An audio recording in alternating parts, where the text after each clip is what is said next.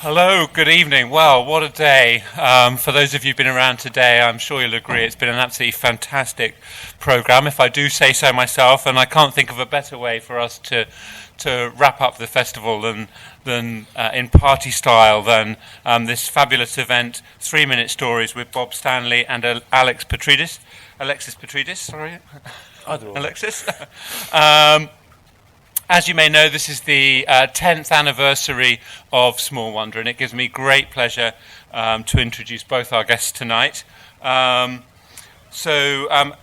Petridis is The Guardian's head rock and pop critic and the music editor of GQ magazine. He also presents the Music Weekly podcast, has won the Record Review's Writer of the Year category at the Record of the Day Awards 8 times, every year from 2005 to 2012, as well as winning Artist and Music Features Writer of the Year in 2006 and Best Music Writer in 2012.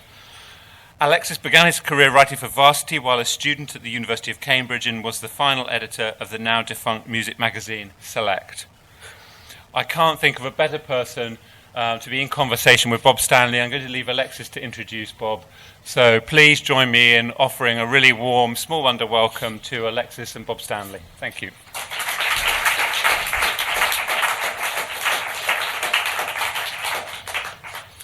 So we live in a world where Brad Pitt is allowed to design furniture.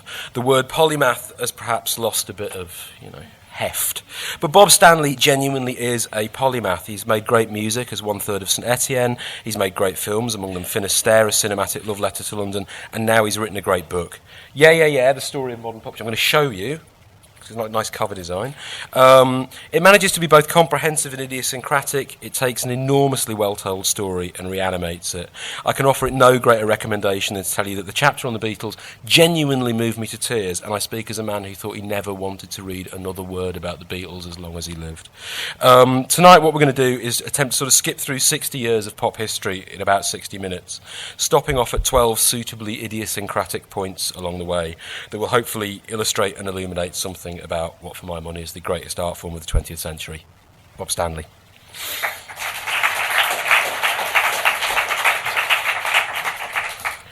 Bob, the book begins sort of before the modern pop era. I mean, it sort of just tips into that. It starts with the first chart, which is in 1952. Yeah, well, I think trying to think of a start point for the book. 1952 was the year you had the first vinyl records in Britain, the first 7-inch singles, the first chart, the first NME, and also the first dance set. The dance set was first made in 1952. I'm not sure what they had to play on it because there weren't very many records out.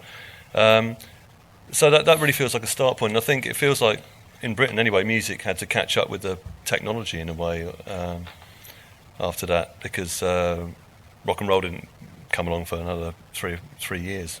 So we're going to play an example of what people listened to in Britain before rock and roll came along. What functioned as pop music before rock and roll came along. This is Dickie Valentine. Yeah, Dickie Valentine was hugely successful in the early 50s, late 40s and early 50s, and came out of the big band scene. He was with Ted Heath, like a lot of big solo stars in the early 50s. Lita Rosa was another one. And he's someone I didn't know very much about. It's very hard to find out very much about him beyond a Wikipedia entry, really, these days. It's like no one's really bothered documenting what he said at the time or what reviews he had at the time. And I find that the whole period of the early 50s before rock and roll particularly fascinating, just because there is so little written about it, and these people are huge stars. So this is number one in 1954 called Finger of Suspicion.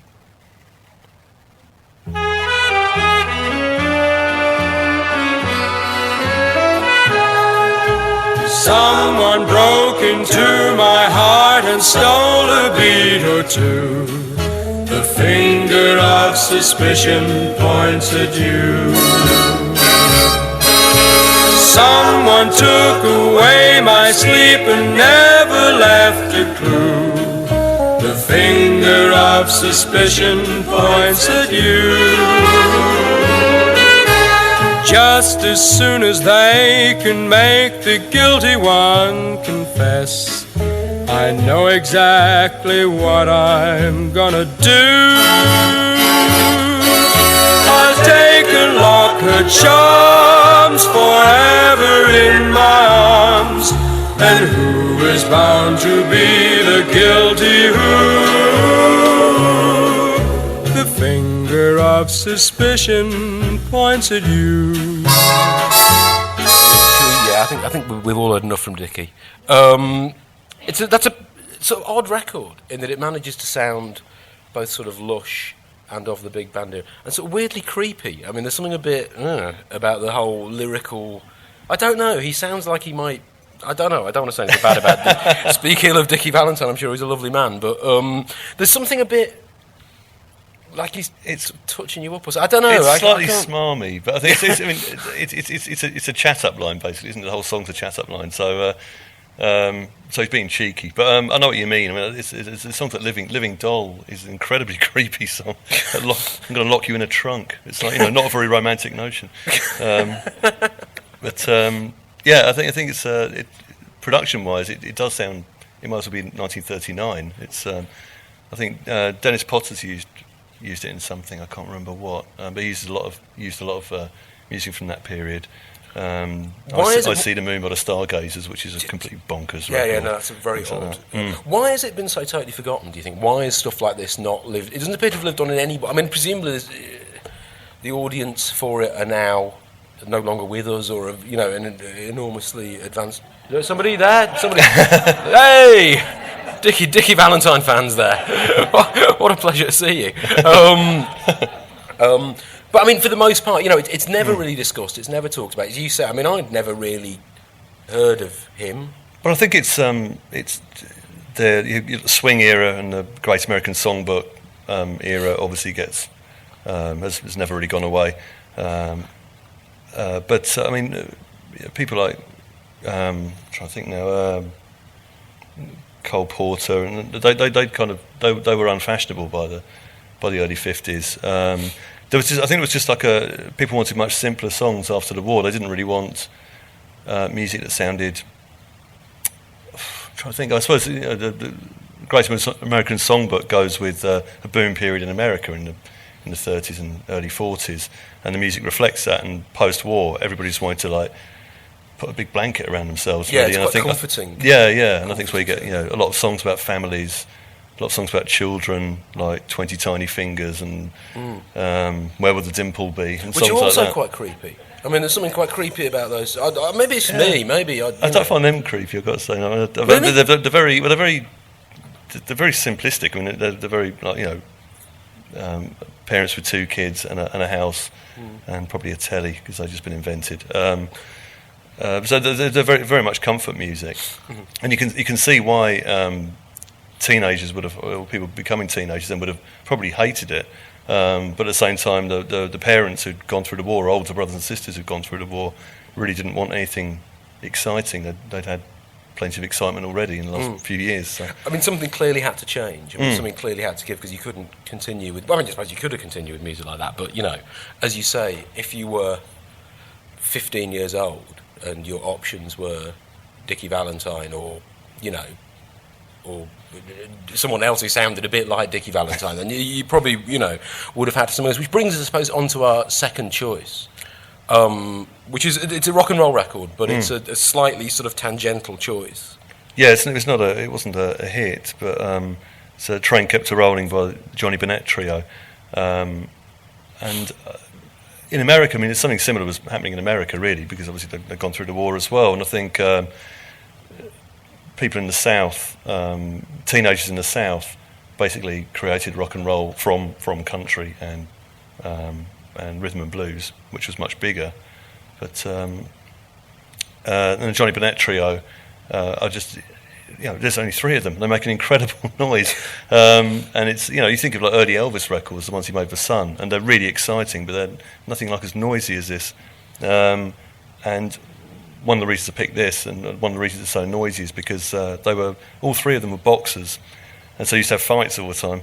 on the way to gigs, and the guitar amp got damaged and just sounded incredibly fuzzy. Wow. And so the music just sounds much more distorted and futuristic than a lot of other records from the time. Should we whack it on? Yeah, this is Train Kept a Rolling by the Johnny Bennett Trio.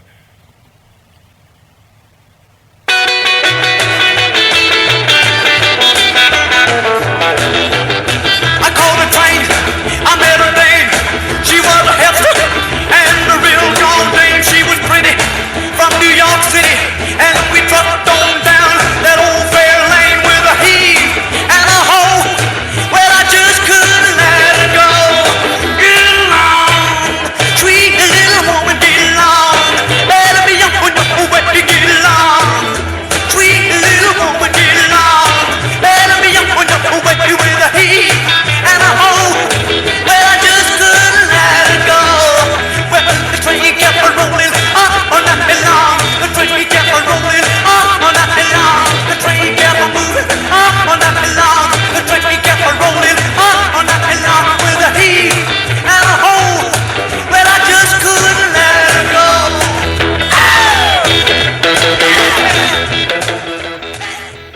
What I like about that is, particularly in the context of the record we heard before it, it's sometimes hard, rock and roll music, the sort of early classics of rock and roll, are so embedded in everyone's consciousness that they're just a fact of life. Most of us have, most people in this room, your entire life has been lived out. Those records existed before you did. And it's difficult sometimes to imagine what a rupture rock and roll must have been. Whereas that record just sounds like a bomb going off, particularly if you play it next to Finger of Suspicion. You suddenly realise, right, okay, this would sound pretty terrifying if you were, a 50-year-old or something like that at that time, because they sound, demented, the people that are making it. Yeah. I mean, you hear Little Richard records. I like going back to the charts. I mean, one of the main linking things in the book is the charts, which is why it starts in 1952. But I think they're just, as sort of pockets of social history, they're really hard to beat. And you listen to, the whole of the top 20 from 1956 when you got, Ted Heath followed by, a film theme, followed by Long Tall Sally by Little Richard. And it's unbelievably weird. It's like there's no tune, it's just a man screaming. It's just incredible. It's like, you can really tell, rather than hearing Tutti Frutti in the background of yet another 50s film, it just sounds so exciting. It's also the other thing, regardless of the sound of the record, again comparing it to Finger of Suspicion by Dickie Valentine, probably nobody has compared Johnny Bennett's rock and roll trio to Dickie Valentine quite as much as I have tonight. The sort of, without wishing to be vulgar, all this kind of the smarminess has completely gone, and this is a record. It's clearly about shagging. I mean, there's no getting around what this record is. Very obviously, you know what I mean? What he wants. Yeah, I mean, I suppose it's what Dickie Valentine wanted as well, but he was going for a much more circuitous route, dangling the keys to his Jaguar or whatever he was up to in that song. But yeah, there's something sort of unbridled about the kind of let's shagness of it. Yeah, absolutely. And I think that's got a lot to do with the fact that the songs were written and sung by teenagers, which was pretty much unheard of before. I mean, even if you were a teenage singer, you have to go through an apprenticeship, really, and certainly wouldn't be writing your own songs. And they were writing their own songs, yeah? Yeah. Not always, but often. But also, the thing about Train Kept a Rolling, so I like the fact you can tell they could be like cowboy singers if rock and roll hadn't happened. The Get Along bit just sounds like it's made for Giddy Up or whatever. It's you can hear the roots of where it's come from. I mean, the period immediately after the rock and roll explosion is usually seen as a terrible lull in pop music's history, and there's a couple of years where everyone's just sitting around waiting for the Beatles to turn up. We've dug something up from 1961, and which if you take at face value 3-minute stories, I think this record totally is a fairly terrifying 3-minute story in and of itself. It is. This is Johnny Remember Me by John Layton.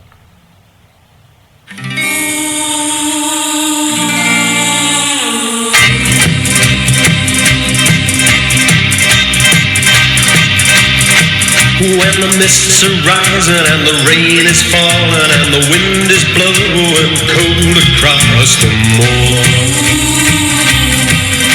I hear the voice of my darling, the girl I love and lost a year ago.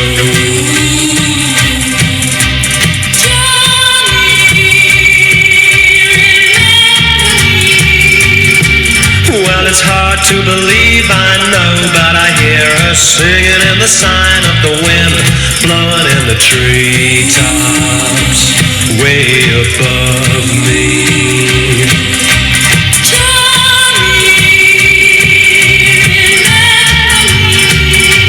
Yes, I'll always remember till the day I die. I'll hear her cry, Johnny, remember me. You don't get many number one records where the hook line is ostensibly sung by the disembodied voice of a dead woman. It's a sort of, it's a real. I mean, one of the things that's remarkable about Johnny Remember Me, and one of the things that it sort of keys into in that era, is that there's this period where pop music suddenly seems to become obsessed with death. You get a lot of records about kind of people dying, and people being pulled out of car wrecks all the time, and you know, this kind of thing. Why is that? Why in the early 60s do people become so teenagers in particular become so sort of fascinated with death? I think there's a couple of reasons. One is the most obvious one would be that a lot of the Eddie Cochran, Buddy Holly died in car crashes and plane crashes, and they were teenage property. Like nobody over the age of 21 was interested in what they'd done, and so it became like a whole teenage cult around these people. And like Buddy Holly was still having top 10 hits in Britain 4 years after he died because his popularity was so huge. But also I think it's rock and roll had been such a liberating thing for teenagers that it's like getting agoraphobia or something. They suddenly had everything was at their disposal. They were in charge of everything, and they sort of panicked and withdrew, which I think would be a natural reaction. And you got a lot of songs that are much more sort of like lullabies or quite insular and woolly sounding, like To Know Him Is to Love Him by the Teddy Bears, or songs that were about death, like that.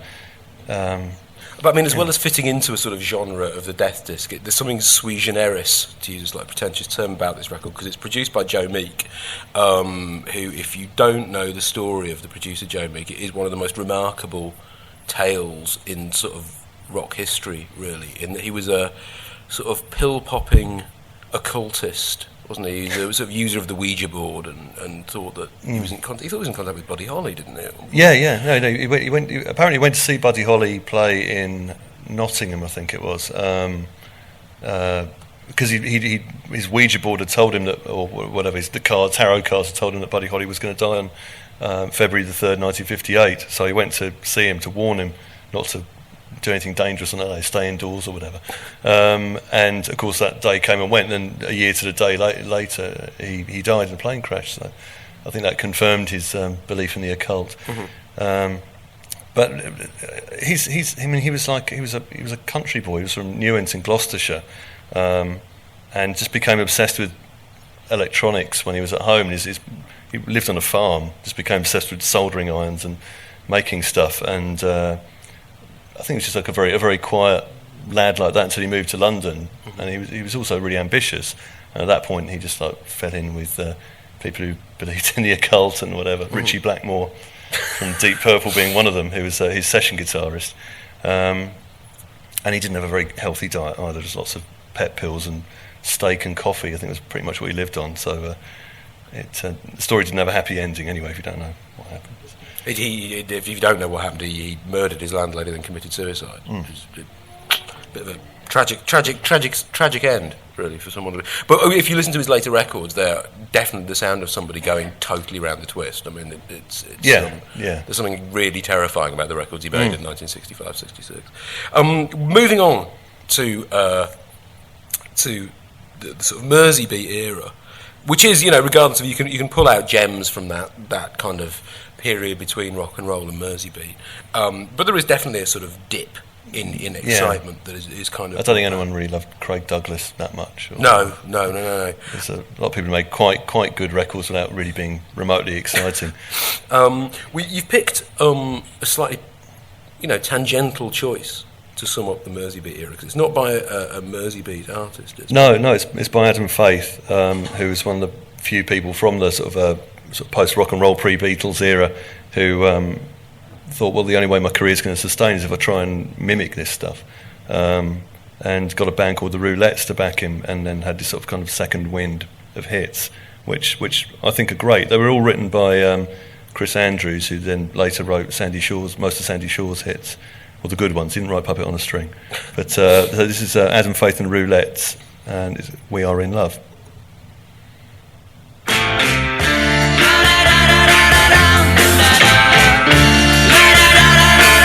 Just the way she smiles and says hello, I can't help but let my feelings show.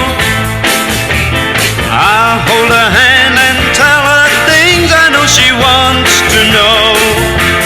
I will never make her blue, I will never be untrue.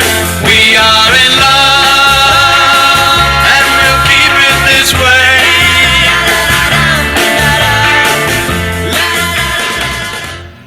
That's a really creditable, sort of attempt at keeping up with the Joneses, sort of thing. That's pretty remarkable stuff. Yeah, I think so. I think they're really good records. What did the Beatles do? What did Merseybeat do that caused this sort of rupture to happen again? Something similar along the lines of rock and roll. I think again, it's just very exciting. It's hard to it's quite hard to say. I mean, like, the Beatles' effect on America, I think, is I've never read a good explanation as to why they went to America, appeared on Ed Sullivan, and literally a week later they were number one, Don't Want to Hold Your Hand, and took over the whole country. It's like, how did it happen so quickly? It's really, really hard to explain. You can only explain it by saying they were an absolute one-off. They were absolutely phenomenal. And so, yeah, once they took off in Britain, everybody wanted to be in the Beatles, or wanted to be the Beatles. David Peace's current book, he says Bill Shankly goes out to play football with some kids, and they said, "Which player are you, Bill?" And he goes, "I'm Liverpool. I'm all of Liverpool." And it's like, it's a bit like that with the Beatles. I think you just wanted to be the Beatles, and so even Adam Faith wanted to be the Beatles by the end of 1963. There's a very good point that you make in the book that anybody can make an argument for any year in pop music. You can take the worst year with ostensibly the worst music, and if you grew up with it, if that was the sort of year you got into pop music, you can find the great stuff in there, and you can create an argument for it. But you say that the music of 1966 is unequivocally the great year for rock music. Yeah, I think. I mean, I've got a massive soft spot for 1981. Almost anything from 1981 sounds good to me, but I can see why that might just be because I was 15. And I'm not being that objective about it. But yeah, 1966, I think you can look at any chart from 1966, and a dozen of the top 20 will be records you still hear all the time now. You had like the record I'm about to play, for instance, was knocked off number one by Good Vibrations by the Beach Boys. I think there's a good argument for them being the two best records made by anyone ever, and it's like, the fact that were consecutive number ones is just incredible. Why? Before we hear the record that was knocked off number one by Good Vibrations, why did it happen? What's the confluence of influences that makes this one year so special? I think a lot of it was just healthy competition, friendly competition. Because 1966 is an odd year in that almost nobody comes through who's a brand new artist. You look at the music papers in 1966, and people are saying it's not a very good year. It's like, where are the next Beatles or Stones or whatever, the Who or whoever. But everybody was making records, was competing with each other, and everyone had to make a record that was a step on from their previous one. And again, the Beatles were leading the way, because they went from Day Tripper at the end of 65, which is a great record, but basically not a million miles away from Merseybeat stuff. And then they did Paperback Writer, which is obviously a step on. Then Eleanor Rigby, which is completely, without precedent really. And Revolver at the end of the year. So everybody had to keep up, and everybody was influencing everyone else. I think it's the Four Tops' Reach Out, I'll Be There, I'm going to play now, which is a Motown record and should have been made for black teenagers in America, which was what Berry Gordy set out to do with the label in the first place. But it's very clearly influenced by Bob Dylan, for one thing. And instrumentally, I mean, I think the opening, I'm not even sure what the opening sounds, there's a piccolo on there. It's just really unusual, and the novelty and innovation was just completely taken for granted, I think, in 1966. That's good.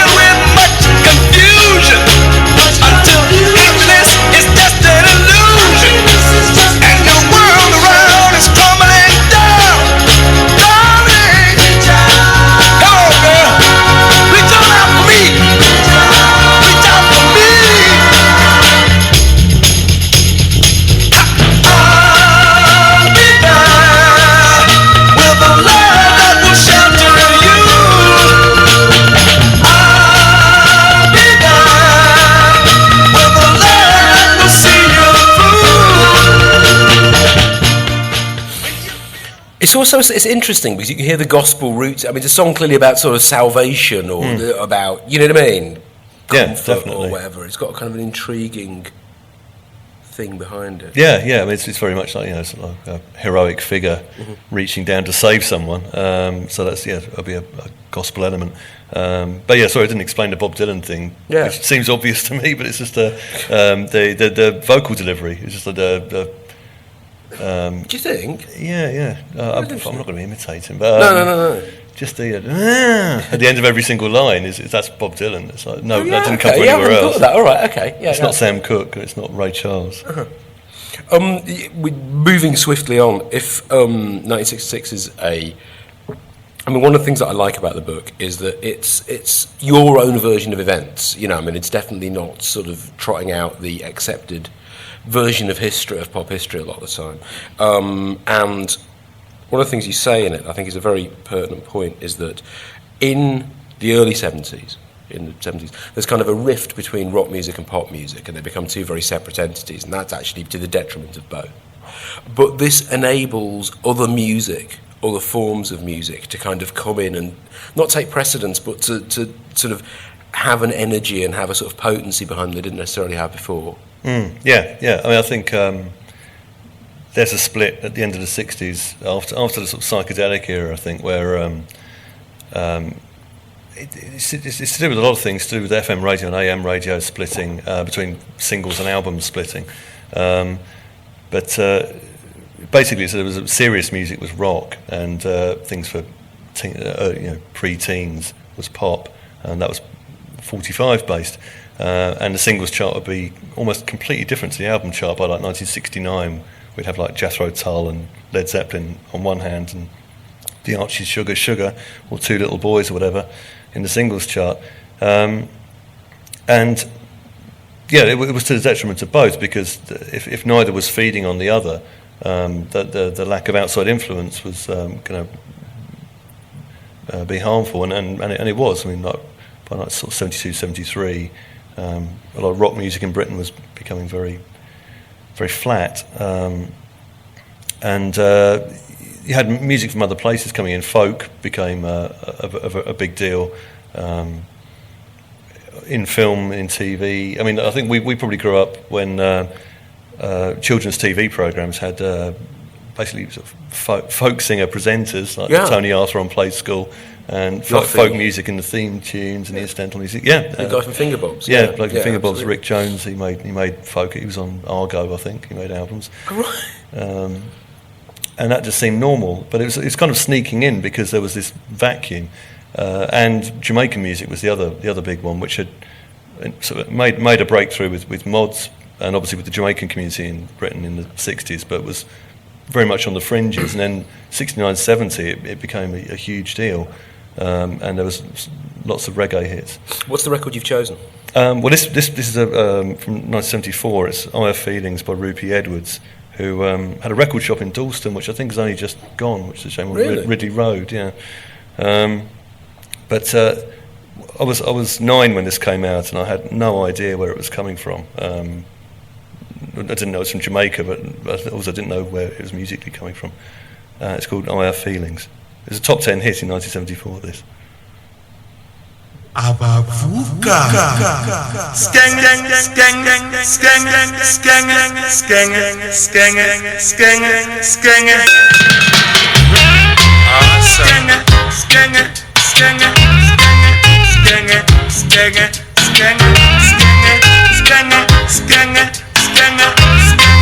skeng skeng. Every day you're wondering what will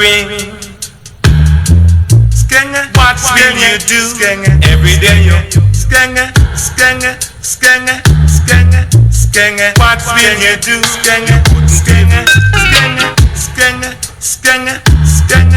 Then you wouldn't even try to reach the top.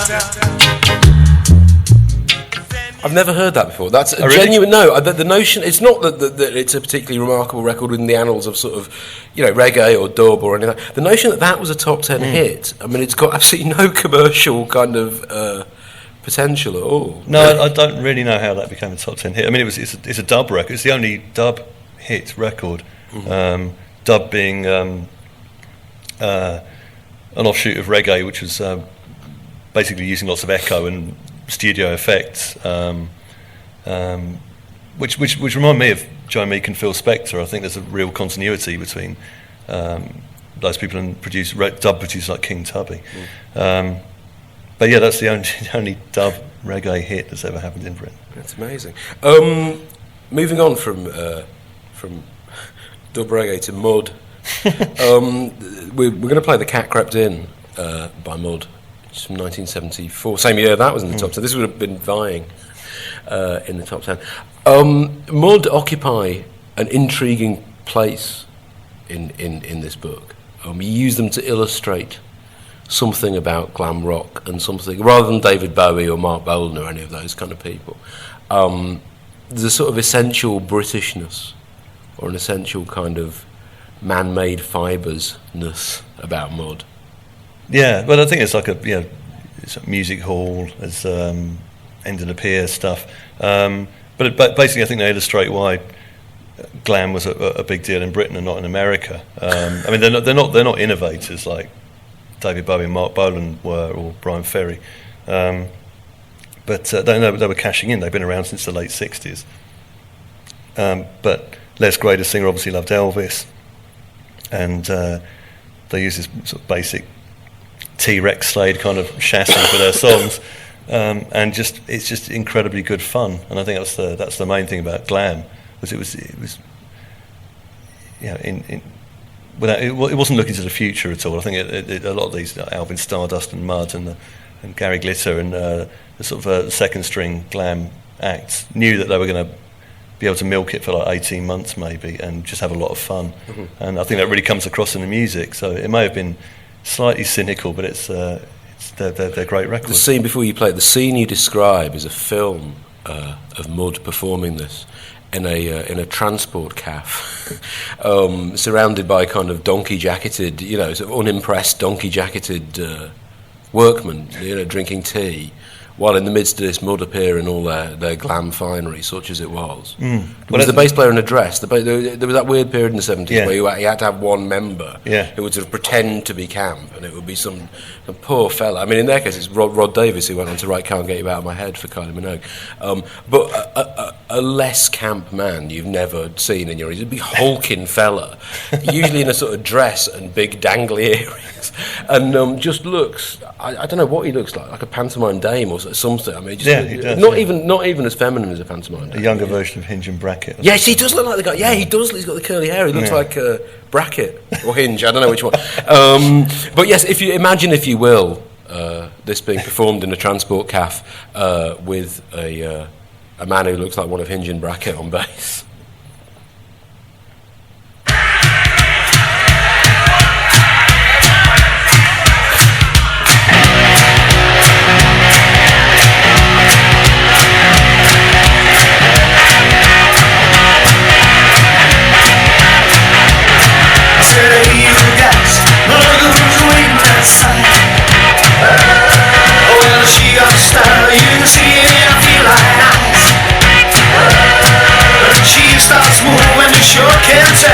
she starts shaking, she's raising hell. I said, hey, you guys, look who's waiting outside. You remember she left at 4 last Saturday night. Well, it kept me loose when she dawned here, started a fight. Oh, she made her flashing like a neon sign, but you can't touch her, 'cause she's mine, all mine. I said, hey, you guys, look who's waiting outside.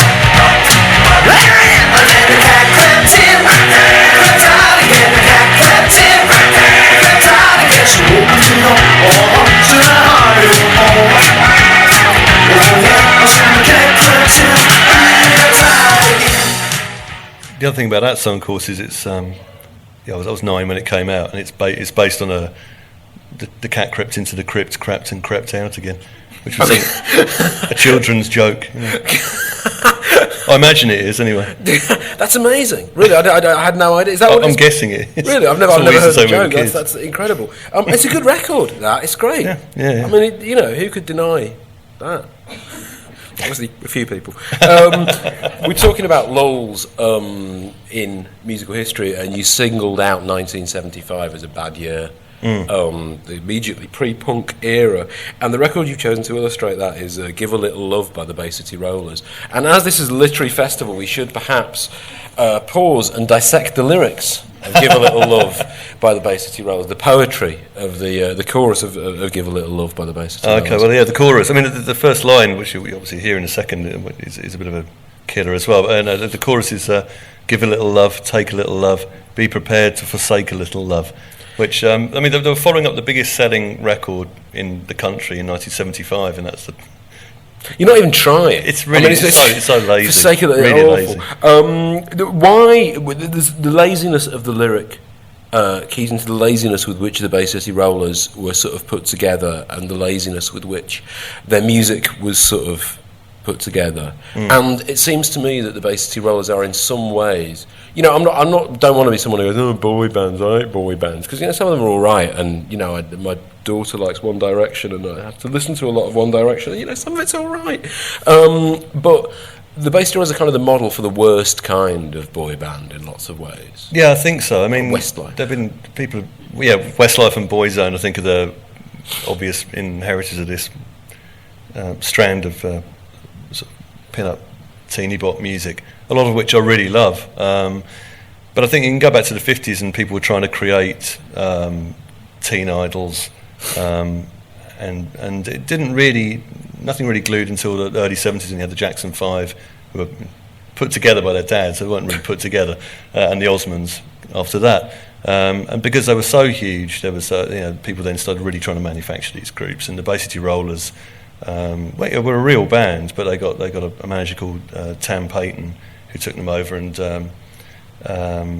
ruined their lives, really. I mean, he's one of the many, as we the ever growing ranks of 70s wrong-uns.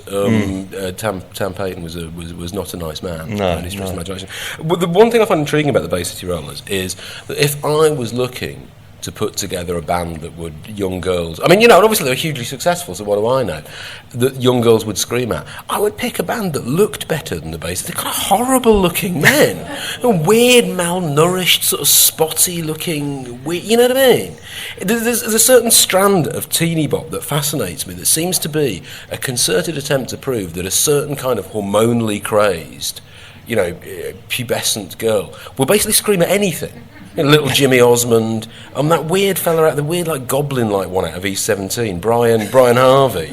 I always saw them live. I was like, you're just by any stretch of the imagination, you're not a feast for the eyes. What you know what I mean? Yeah, I think that's horrible. I could be completely wrong and sounding horribly sexist here, but I think there's normally somebody in the band who looks like that, because girls will write to him thinking they've got more of a chance with him than the others. And I know somebody used to write to Derek from the Bay City Rollers, so it's maybe that's just one person did that.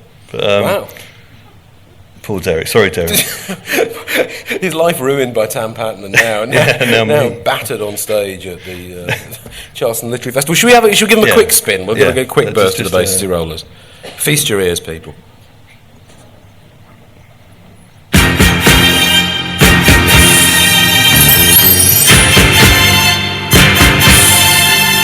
It's a teenage dream to be 17. 17. It's not a teenage dream to be 17. It's a teenage reality to be 17. Statement of fact. Anyway, sorry. Excuse me. And I found that you made a dream come true. Now I do. Yeah, should we come in? So it is, yes, quite sickly. Yeah. Let's move on from the Bay City Rollers. Your next choice, I'm going to leave this one up to you to explain. REO Speedwagon's Keep On Loving You. Yeah, sorry. No, don't apologise. We were talking about how punk affected music, and I could have picked something a lot more obvious, I suppose, but I think the early 80s, I think people, a record like that, basically Rollers record, was very, very lazy. And I think after punk, you couldn't be lazy and score a hit. Everyone had to bunk their ideas up, even if they didn't really understand what punk was doing. And so in Britain, you had a lot of really interesting things in the chart, in sort of 79 to 82. Whether it's the Human League, a lot of really quite experimental things with strange lyrics. I mean, OMD had two top 10 hits, both about Joan of Arc. Consecutively, one after the other. Not the most obvious subject matter. So it was a very interesting period. And America sort of bypassed this almost completely. I mean, they eventually picked up on Duran Duran, it became huge there, but and Culture Club. But before that, they kind of... America got very insular, I think, in the sort of post-Jimmy Carter era, and was just writing songs about America or about an idealised America, which barely translated over here. There's groups like Boston and Foreigner and REO Speedwagon, who just meant almost nothing here. Occasionally there'd be like a one hit like this, but this is... the album this came from, Soul, was number one longer than Thriller in America. It's like... And obviously nobody plays it now. But it's a kind of music that punk influenced in as much as it's much tighter, more production's much cleaner, and it's like much more energised. And so this I suppose what I'm saying, this is the American equivalent of Don't You Want Me by the Human League, maybe.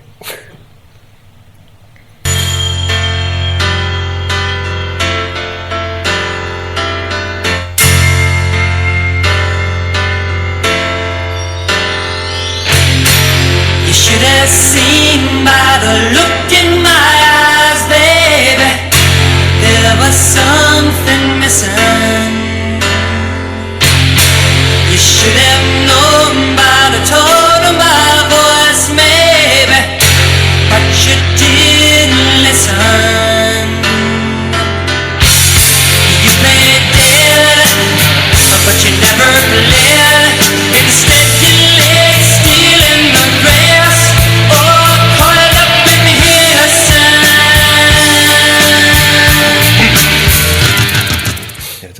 It's always the thing that I always think about that song and about Alone by Heart, which is a similar thing. Yeah. The lyrics sound like somebody pissed, ringing up their ex at 3 o'clock in the morning. You know what I mean? Yeah. Just sort of ranting unintelligibly. Not these ranting unintelligibly, but it's got that sort of drunk dialing kind of feel to the. Yeah. I think I describe it as being very mature in my book. But, no, you're probably right. It's also got quite strange lyrics. It's almost like people felt obliged to put some slightly odd lines in there. The one just then was, you played dead but you never bled. Instead you laid up, curled up in the grass all... Really? Yeah, it's really, I mean, I have no idea what he's talking about, but it's... sinister. Quite David Lynchy. Moving on, Everybody in the Place by The Prodigy, which I think illustrates probably the last great kind of rupture in kind of pop history, really. Things don't happen that way anymore, which is sort of acid house, which is dance music, which is rave music, of which this is a fine example. Yeah, I think, again, it's a lot like the initial sort of burst of rock and roll, where the records sound incredibly gleeful, and it's just a huge expression of joy, which a couple of years later, the records being made were much more insular again.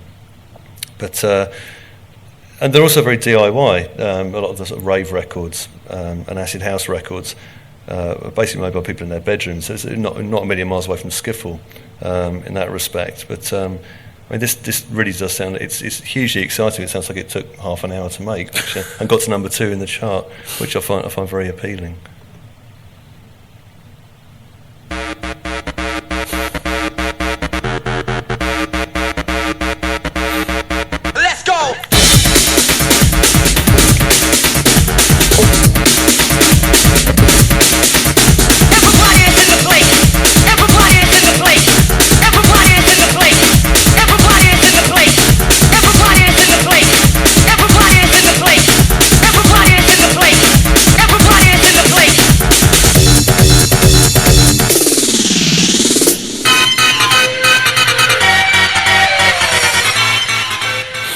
Fairground riff at the end. It was a bit like the theme tune to the Magic Roundabout, but not quite. Yeah. It's sort of an amazing thing.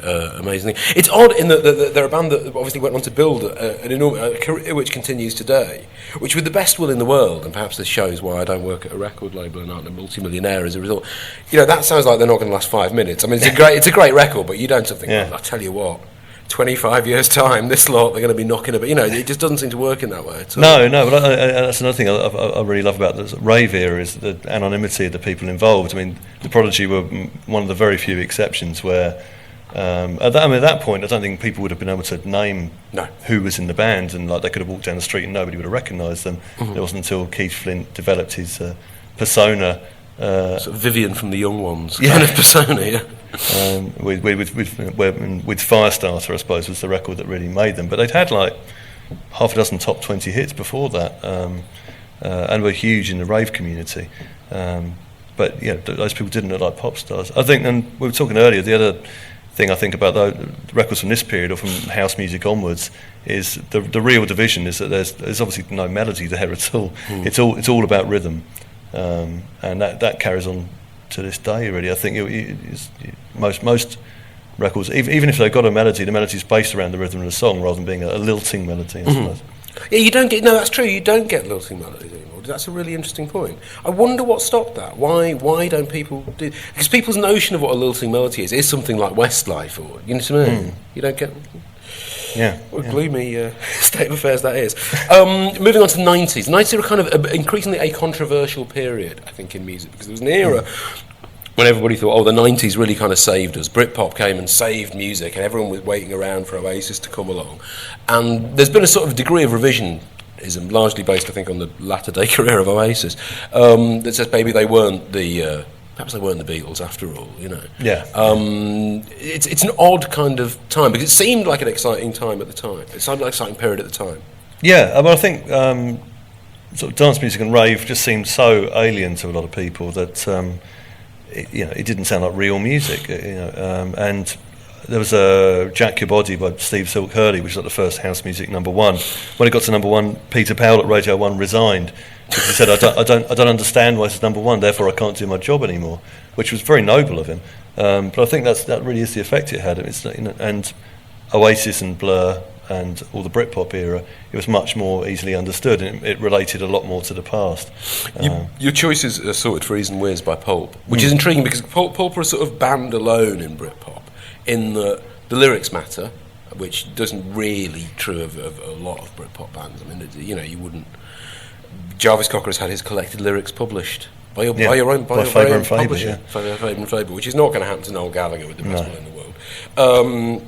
And that they had a sense. This record, I think, tells you a lot about it. It sounds like the mid-90s. The lyrics sound like the lyrics fix a kind of point in the mid-90s.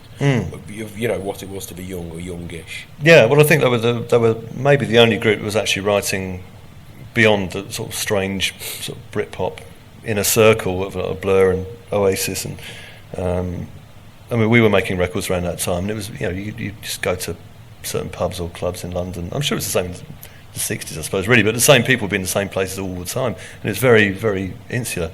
And this song is one of the very few that actually mentions what was going on in the rest of the country, which is like dance music was absolutely huge, and like tens of thousands of people were going out to fields near South Ockenden or wherever every weekend and taking drugs and dancing. It's I've never really worked out what his attitude is towards it, Jarvis's attitude in the lyrics, but it's not. It's very ambiguous. Yeah, it's very ambiguous. But and also they used electronics, almost none of the Britpop bands had keyboards. They were just guitar, bass, and drums. But anyway, this is Sorted for Ease and Whiz. I think it might fade in very slowly. It's a very sort of John Peel-esque introduction you're giving it.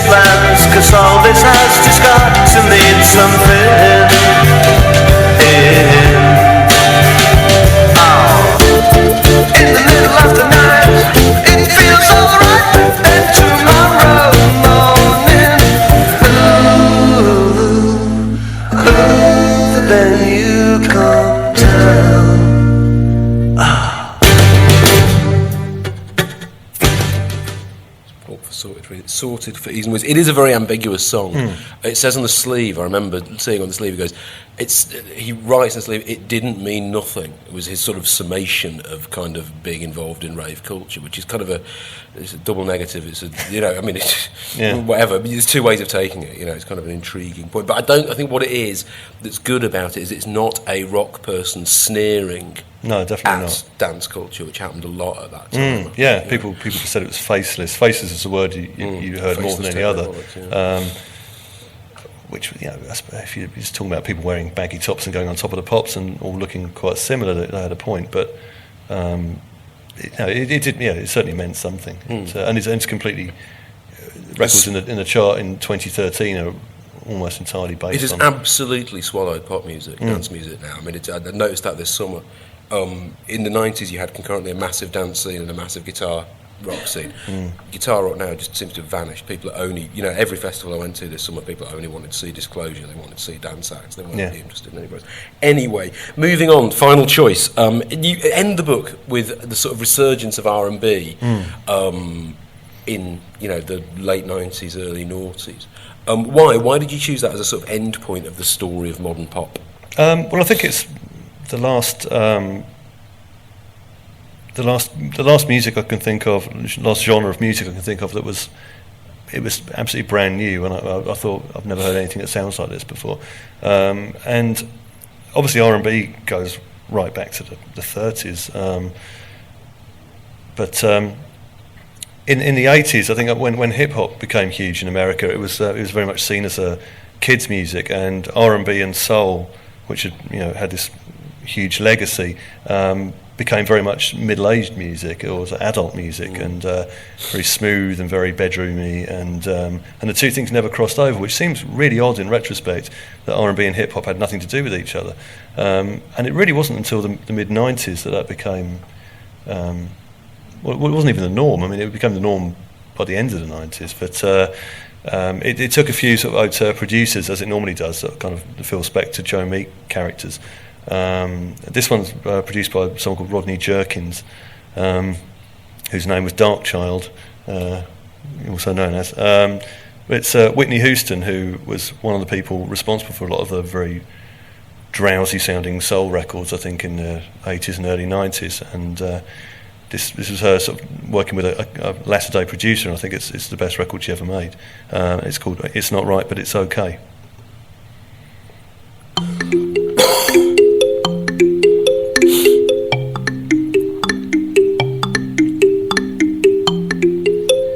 Friday night you and your boys went out to eat.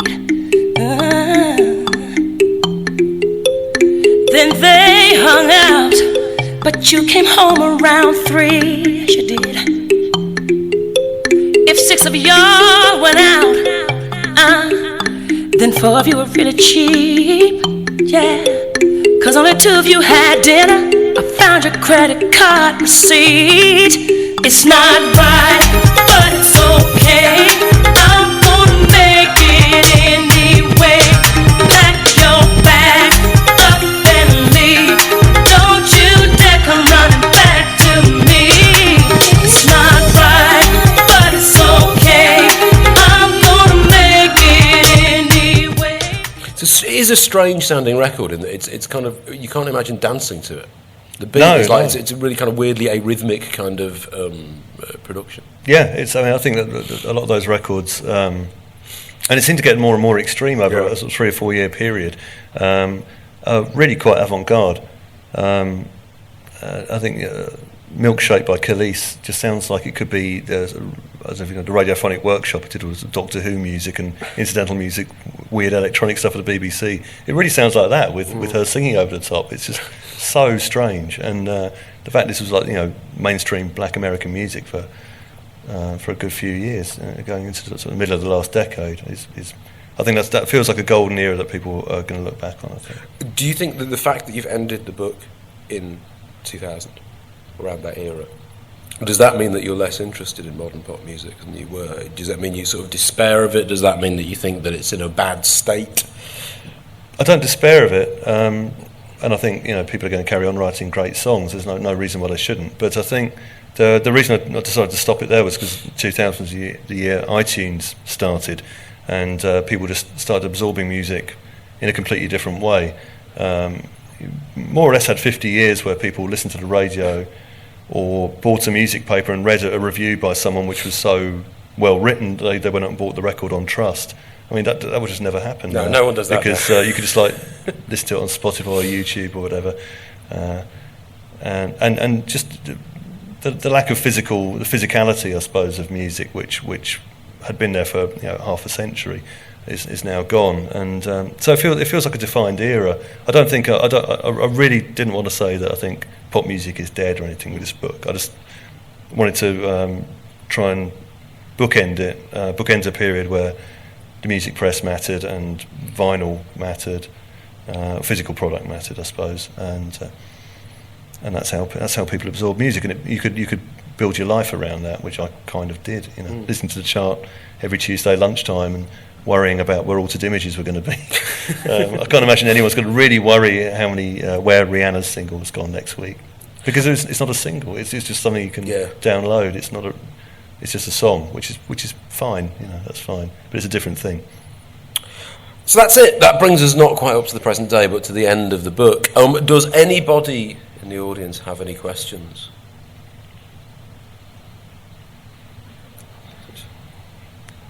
Yes, gentleman at the front here. Oh, hang on, microphone's coming. This next question of pop and rock, when you said at the end of the 60s they kind of parted company, you've very much taken a kind of pop route. So we didn't really have the blues and the early R&B boom. I mean, would you... I know I had a quick look at the book. You've got quite a lot about the Byrds, and to me they're a rock band. They invented folk rock, but you've only got one line really about Traffic, who to me are kind of continuation of all that. How did you make these choices? How did you find the line? Was it difficult? Yes, it was difficult. Kraftwerk, did you say?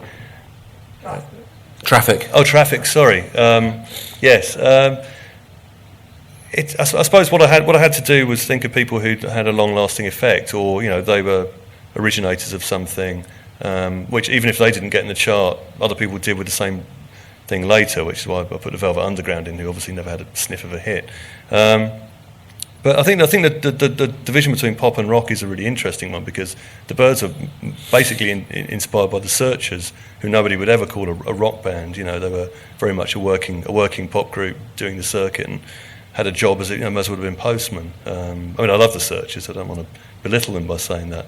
But I think the division between pop and rock is kind of artificial in that respect. It's really down to like who was writing about them, and the Byrds would have ended up being in Rolling Stone, and the Searchers wouldn't, I suppose. If that answers your question at all. Well, the Boys got their sound from the Searchers. Yeah. Somebody else. Yeah, okay. Sorry. But the lyrics came from folk music, Dylan. Yeah. Yeah, they did. I mean, I do talk about how folk influenced pop music, but it was kind of like an outlying thing which came into pop music in the same way that country did with rockabilly or whatever, I suppose. Really, it's the start point is. I don't want to ignore R&B and country and western, everything that came before 1952, but it feels like that's a line in the sand because of what I was saying, vinyl records, the music press, this whole way of absorbing music which hadn't been there before, just like hearing the odd song and family favourites or whatever, was quite a different thing. But I see rock as being part of pop music, I suppose. I mean, it's quite weird when you look at old music papers and terminology. I mean, people talk about rock and roll, like the Loving Spoonful thing. It's like trying to tell us strange about rock and roll until you believe in magic, and that's what they'd have called it. They'd called it rock and roll, even though it was clearly on a folk rock song. So I find those definitions slightly artificial, and I wanted to sort of try and explain that in the book. Somebody else, gentleman there. Oh. Hi there. Do you think there's something inherently special about compositions that are less than 240 seconds? I really like singles, I suppose. I mean, I think almost all the best progressive rock songs are on singles, even though it's meant to be an album format. I think if you're constricted into a 3-minute song, then all your experimentation has to be sort of condensed and has to have the maximum impact. And I suppose a record like Good Vibrations would be, I think, for me, is like maybe the ultimate record in that respect. Even though what it led to was people thinking, well, there's no reason why we should be constricted to 3 minutes. We'll do a whole album of this stuff, and that had, there were some great records made in that vein, but a lot of quite mediocre ones, a lot of padding. But I do, yeah. I mean, I love a 3-minute single. It's just the most direct and emotionally concise form of pop music, I think. So, chap there. He's putting them down. Is that it? Oh no, sorry, I should have said, no, there's a gentleman here at the front and then there's a gentleman there. Right, sorry, do apologise, mate. Hello, just wondered if you have any comments on the sort of correlation with gangs and sort of tribes, where there was a sense of danger with teddy boys, and then there were all the probably won't be able to recall them under pressure, but mods and rockers, and going down to Brighton, to kill each other. And but what I'm really asking is, why does that still exist? I mean, who are the tribes now? There were rude boys, and you didn't mention, two-tone or disco, really, although dance music was. But they weren't, the discos and the disco people weren't a tribe that were going to kill anyone. But just wanted to know, to hear, and I wonder whether you mention any of that in the book. Yeah, I do, and I think that's an obvious manifestation of people, basing their lives around pop music, and obviously I don't think it's particularly healthy. I don't think I was never part of any tribe. I sort of lean towards modishness because I like the clothes, but at the same time I love Gene Vincent, so it's like, I wasn't going to be a hardline mod in 1979. But I don't know. I think The Guardian wrote a piece about sort of latter-day youth tribes about a year ago, and it did feel a bit like, well, these are people just like trying to mark themselves out slightly differently to their mates. It doesn't feel like music is central to their lives, really. It's more just a soundtrack, which is again is fine. I don't think there's anything wrong with that. but I do talk about tribes quite a lot. I suppose the one that's sort of really sustained is metal, which just seems to grow all the time. And there's like bands that sell millions and millions of records around the world, which I'm only dimly aware of their names.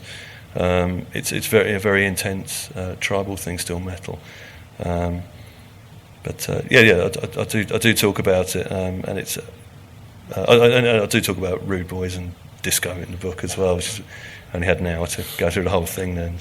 I think I live next door. I live quite near to a sixth form college in Brighton, Baswick, and if you look at the kids in there, the only identifiable tribe are metal fans or gothy kind of, emo sort of teenagers. Everybody else basically sort of doesn't look like me, more hair, but sort of dresses a bit like everybody else does. You know what I mean? It's the only sort of identifiable lasting tribe seems to be the goths and metalers seem to have just kind of merged into one, and that seems to be it, doesn't it? I think goths have got an odd one to have survived, because I remember I saw. Was it Blade Runner? I remember Blade Runner being something where I thought, well, this looks really, that's not what people are going to look like in the future, with sort of spiky hair or sort of gothy makeup or whatever. And of course, it is exactly what they look like. It's never gone away since the early 80s. Yeah, hi there. So I actually got the book last week, then I had to give it away because I went to a friend's birthday party, so I have to buy it again now. But can I say, in terms of years you mentioned, sort of important years, having now not read it because I gave the book away, 85 to me was a really great year. You had, two bands that meant a lot to me at the time. So Big Audio Dynamite, when the first thing came out early that year, and then the Star Council doing all those things with things like Red Wedge, along with Billy Bragg. I wonder if you'd cover off that year in any greater detail. Those bands. Yeah, you picked out a year that I said is particularly bad, actually. But, sorry about that. But no, I think you're right. There was, but that all felt quite underground to me at the time, and it felt like, certainly the Star Council and Red Wedge were obviously fighting from an underground place, which is strange when you think how big these people were. Like Madness did. I wasn't trying to think. There was the Soul Collective thing for the Miners' Strike that Paul Weller put together, and it was ignored by Radio 1. It would have been ignored by The Sun, which was covering a lot of music then, and it felt to me 1985 like it was almost a conspiracy against good music, and a lot of the things in the chart, Go West or whatever, which is the pappiest, awful music. Phil Collins was huge. It was just it's just very blancmangy music, I thought, and the more interesting stuff. The Smiths were another example, I suppose. Huge in 85. Well, they weren't huge in 85. They never got higher than number 10 in the chart because they never got played on the radio, even though they're now seen as one of the sort of like all-time important bands. There was a lot of good music in 1985, but that's the angle I've taken on it, is that it was a very difficult year, and it felt like you had to fight against it, and there was a lot of fanzine culture began around that time against it, and hip hop in America was starting to break through as well, and would do in 86, 87. Oh. Just a quick one. Do you miss B-sides? Yeah, I really miss B-sides. I really miss buying 7-inch singles from. I was going to say from Woolworths. What was it? I miss Woolworths as well. I miss record shops. If I hear a record on the radio, I really miss not being able to go into a shop and buy it and go home and play it 5 times in a row. But yeah, B-sides haven't been around for a long time now. It's quite frightening. I think the 7-inch single started tailing off in the mid-90s. It's nearly 20 years. So that makes me feel a bit old. That's one thing you can say about Oasis' favour, actually, the last great sort of B-sides band. You know what I mean? People knew their Acquiesce and songs like that, knew their B-sides. No, they understood that B-sides are important, I think, Oasis. Yeah, you're right. And I can't think of anybody since who's done that, really. Lady at the front. That's the last one. Hi there. I wonder if you have any thoughts on gender and music. I don't know whether it's just my friends and family, but it seems to me that men, maybe as they get older, are more and more interested in music, and women, many of the women that I know seem to lose interest in music, or at least in interesting music. I wonder if you have any thoughts about that, or why that is. God.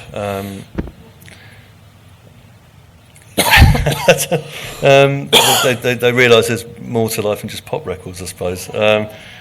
Men can be a lot more mono-minded, like myself. But I mean, well, most traditional rock histories are very much geared towards what men did, and I was really trying to fight against that. And I'm now trying to think, we didn't play. Oh no, we played Whitney Houston. Is that the only woman we played? So, yeah. Crap, that's not good. No, but the girl group era is one of my absolute favourite periods, and those records I think are phenomenal. And a lot of that R&B period as well was started by TLC, and it was basically strong women getting their points across, which wouldn't have happened in previous eras. But that's not your question, is it? I don't really know. Do you think it's something to do with the fact that when they're younger, pop music is so geared at women? You know what I mean? The sort of pop music in and of it, that sort of boy band kind of aspect of pop music seems to be, my daughter's 7 and she really likes pop music, and her 7-year-old, the boys don't seem to be interested in it at all. It's clearly aimed at her, and she's sort of absorbing it because it's aimed at her. And I wonder if women, I don't know, I'm not saying this, I'm just riffing here. If women consume so much of pop culture, so sort of directly and so intensely early on in their lives, that by the time you get to you see it as something that's to do with that part of growing up. Whereas if you're boys tend to get into pop music later and in a slightly different kind of much nerdier, much less visceral way. You know what I mean? It becomes a bit collected this. You know what I mean?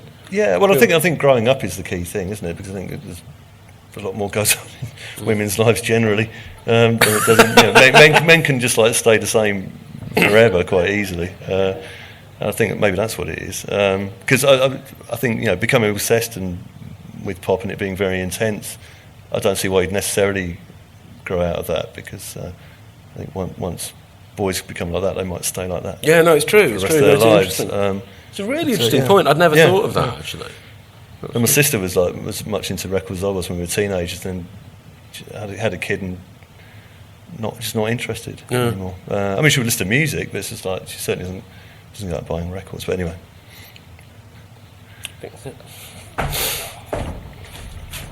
Brilliant. Well, that seems like an opportune moment to draw things to a close. I'd like to say a huge thank you to Bob Stanley for his wonderfully eclectic, hugely informed selection of groundbreaking 3-minute stories that have taken us on a fascinating journey from the 50s to the turn of the millennium.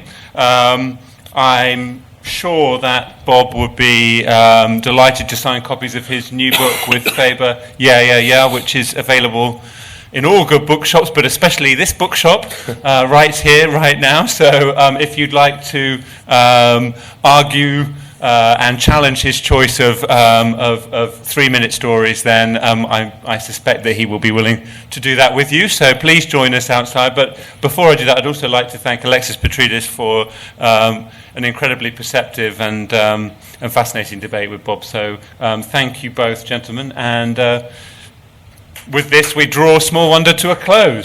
Perfect. Thanks very much. Thank you.